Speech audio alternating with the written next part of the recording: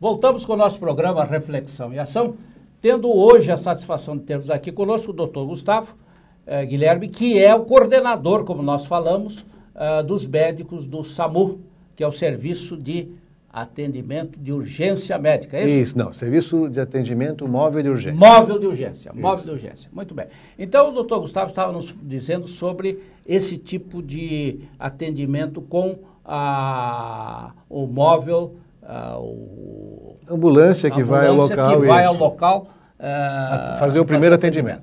Agora, doutor, nós estávamos conversando sobre esse problema de que quem pede o atendimento tem que ser bem objetivo, tem que dar as informações corretas e que também existe trotes, né? Então nós gostaríamos que o senhor falasse porque isso pode ajudar a salvar vidas e evitar uma série de problemas. Doutor Gustavo, fala alguma coisa para nós sobre isso.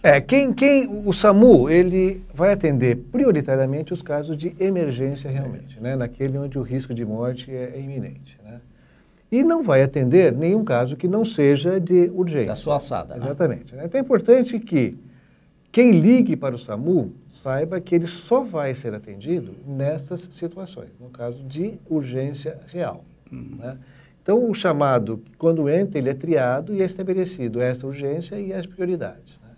E evitar o trote, realmente, né? Nós temos alguns trotes, uma grande maioria de criança, né? Onde nós temos um serviço que a gente chama de SAMU nas escolas, a gente vai nas escolas e explica o que é o SAMU, mas, infelizmente, nós temos trotes de adultos também, né? Que daí já é crime, né? É criminoso, né?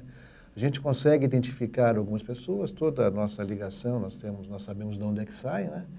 Mas muitas vezes não conseguimos, né? Telefone público, essas coisas, sabe até qual que é o telefone, mas não conseguimos identificar a pessoa, né? Isso é crime, né? Porque a gente dispensa uma ambulância para atender o caso e deixa de atender um outro que realmente precisa, né? Então está aí nosso telespectador. Isso é muito importante que o doutor Gustavo está falando.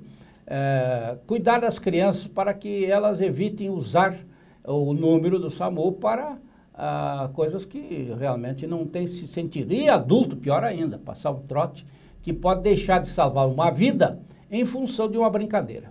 Então, o que o doutor Gustavo está falando é muito importante, né, doutor? Exatamente. Então, o chamado, quando ele entra, nós temos um serviço do 192, onde o paciente é treinado a fazer algumas coisas, né, além de simplesmente atender o chamado.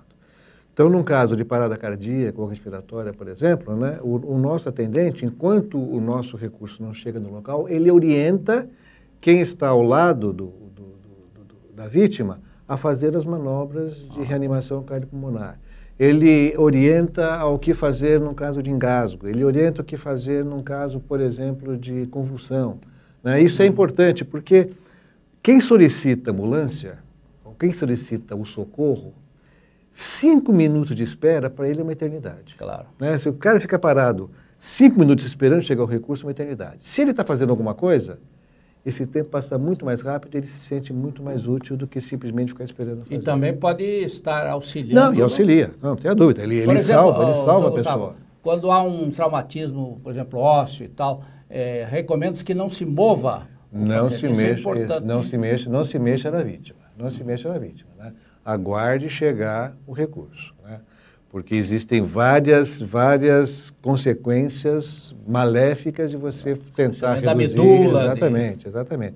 Medula cervical, lesão arterial, lesão venosa, então a gente não mexe. Mas enquanto está sangrando, por exemplo? E a gente pode orientar as manobras, pelo telefone, as manobras de estancar sangramento. Certo. Isso a gente pode fazer. Então, a pessoa que atende, doutor Gustavo, tem que manter o quê? Uma paciência, tem que ser calmo, né? Sim, porque nem sempre é fácil, porque numa emergência, né?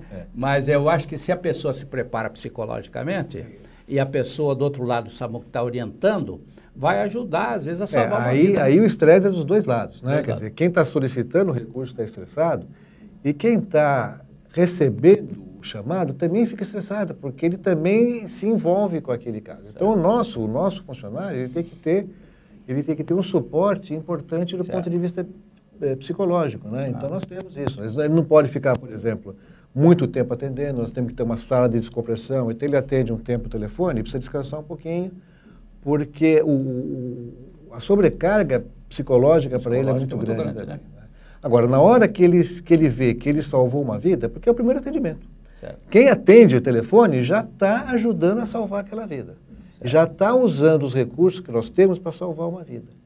Então, quando ele percebe que ele fez diferença para salvar uma vida, tudo isso compensa para ele. Tudo isso compensa. Agora, doutor Gustavo, no caso de chamados, como a cidade é muito grande, é uma megalópole, São Paulo, né? Isso. Imagino que quantos chamados vocês têm ao mesmo tempo? Tem uma distribuição? Como é que é feito isso? Essas 120 ambulâncias que nós temos hoje, que vamos chegar a 140 em 2 meses, mais ou menos, elas estão distribuídas hoje em 73 bases na cidade inteira. E a comunicação é feita via rádio. Nós temos um rádio, né, que se comunica com as ambulâncias e faz todos os despachos, né?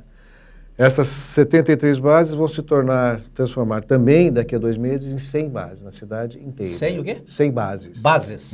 Base é o local onde fica a ambulância. As bases distribuídas são muito importantes. Por exemplo, se eu tiver 200 ambulâncias em 50 bases distribuídas para São Paulo, talvez elas atendam menos do que se eu tiver 100 ambulâncias em 100 bases. Porque elas estão distribuídas pela cidade inteira com um tempo muito menor e com uma distância muito menor para chegar ao paciente.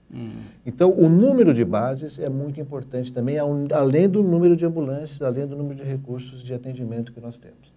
Todas as nossas ambulâncias básicas, né, é evidente que a avançada, ela tem todo o equipamento que o médico se usa. Certo.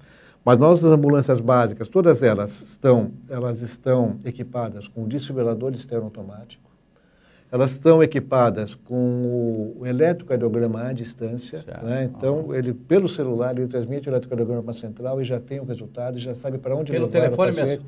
Pelo telefone celular, não, o traçado é passado pelo celular para a central. Tá. Né?